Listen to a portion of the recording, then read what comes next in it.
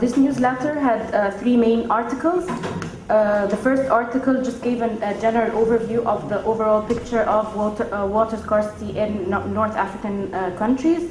And then we looked at the two major tools or approaches that we can use for demand management of water. As you can see, and as we have already mentioned today, the main reason for the choice of water scarcity in this newsletter was, as you can see from the map, that North Africa is among the most water-stressed regions in the world. We have falling water per capita. Most North African countries are already below the water poverty line, and this is expected to be exacerbated in the future. As you can see, by 2050, water availability will decrease for most of the North African countries. The first article of the newsletter gives the overall picture. We have water supply, we have water demand. We looked at most of the driving forces that impact both. There is a growing gap between supply and demand. Adaptation and mitigation costs are very, very high. And there is, we expect a conflict to emerge in the future due to this growing gap.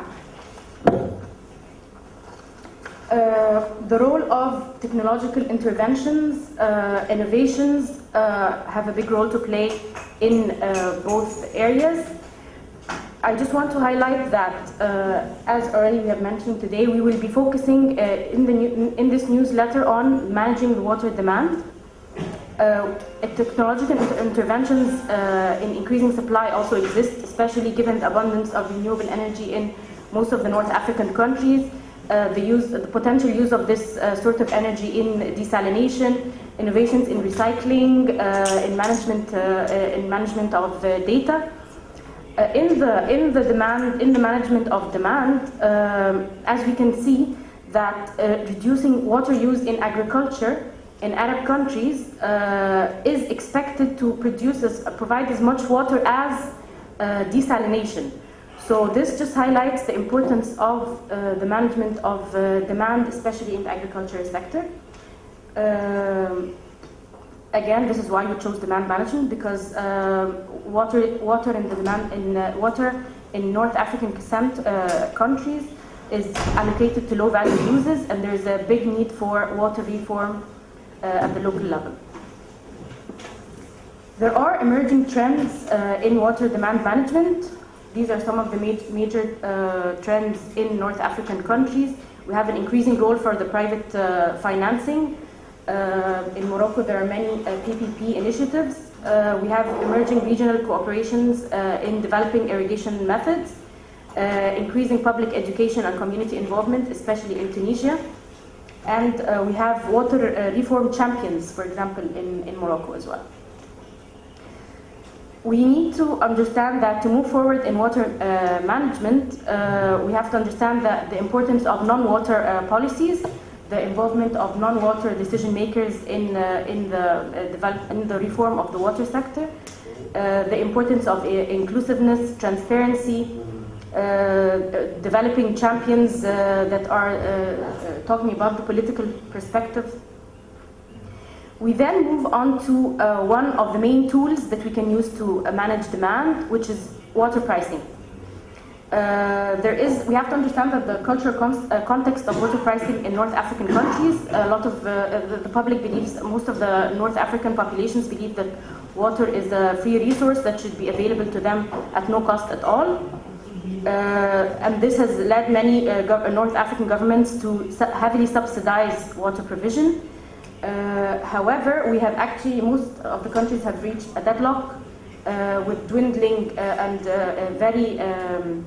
dwindling public resources and the inability to maintain this flow of water at this price.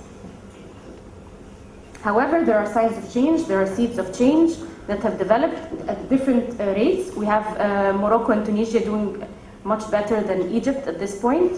Morocco has water user fees for public domain water. They have progressive pricing meters.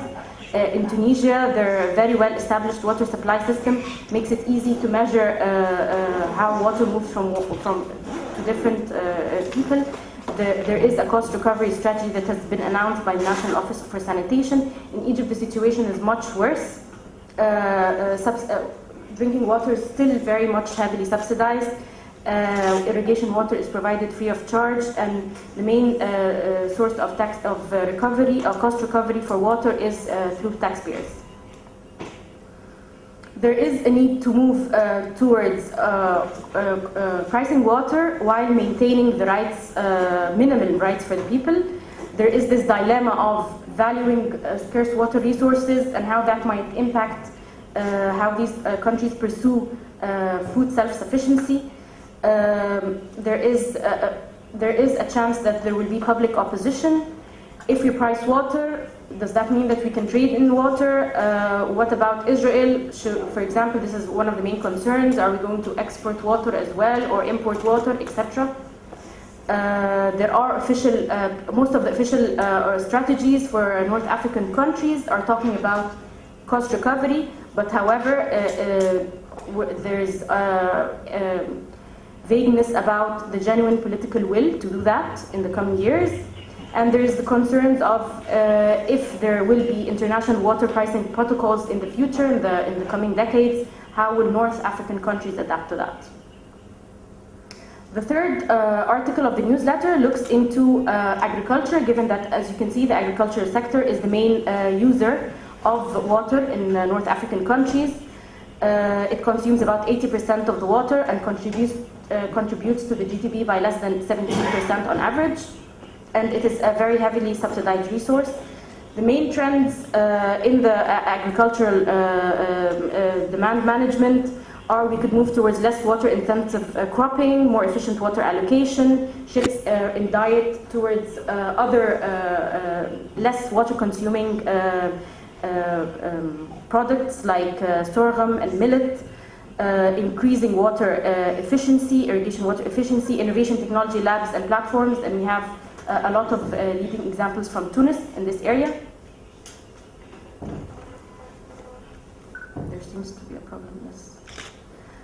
The prospects for reforming the irrigation policy in light of the increasing challenges. These are some of the questions that we could look into during our workshop. What are the optimal combination of pricing tools? How are we going to combine taxes, etc., water user fees? The strength of political and economic leverage to be able to pass through these new policies. Could there be a move from food production to energy crops?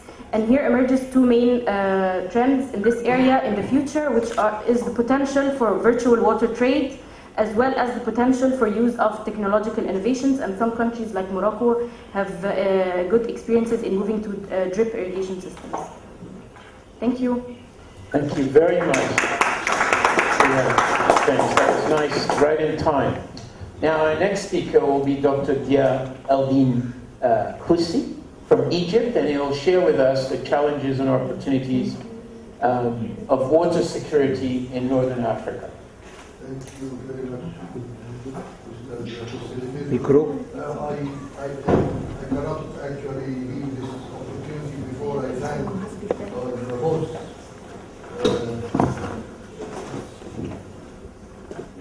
Always say that here in Morocco you are always under the culture of hospitality and generosity on the top of the value list in this country.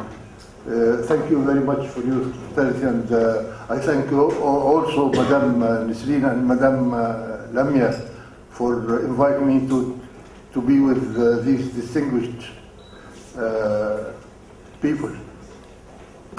Very fast, I will go to my presentation, which is only 3 slides, because I see the facilitator. I use card in the left hand and red card in the other one. The features of the area we are in now.